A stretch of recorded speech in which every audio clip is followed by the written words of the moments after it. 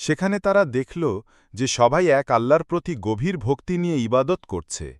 তাদের চোখ বিস্ময়ে ভরে গেল। তারা কিছু দ্রব্য কিনল এবং দোকানদারকে প্রাচীন মুদ্রা দিল। দোকানদার মুদ্রাগুলো দেখে হতবাক হয়ে গেল। দোকানদার ভাবল, এরা নিশ্চয়ই কোনো গুপ্তধনের সন্ধান পেয়েছে। সে লোকজনকে তাদের সম্পর্কে বলল এবং শীঘ্রই সবাই তাদের রাজার কাছে নিয়ে গেল। তারা সেখানে সবকিছু স্পষ্টভাবে বলল। এরপর সবাই তাদের কথা যাচাই করতে তাদের গুহায় গেল। তারা সবাই অবাক হয়ে গেল। তারা যেই যুবকদের কথা এতদিন শুনেছে তাদের এভাবে দেখতে পাবে তারা তা ভাবেনি। তারা কিয়ামত দিবসে বিশ্বাস করত না, কিন্তু এটা দেখার পর তারা বুঝতে পারল আল্লাহ সব কিছুই করতে পারেন এবং কিয়ামত দিবস সত্য। গুহাবাসীদের ঘটনা থেকে বিভিন্ন শিক্ষা পাওয়া যায়।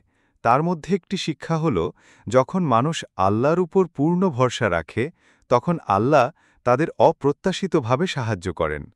প্রতিকূল পরিস্থিতিতেও আল্লাহর রহমতের উপর ভরসা রাখা উচিত।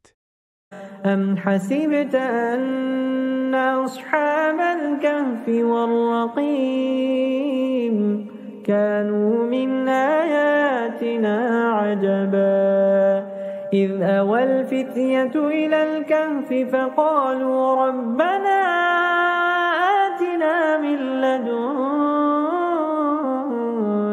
رحمة ربنا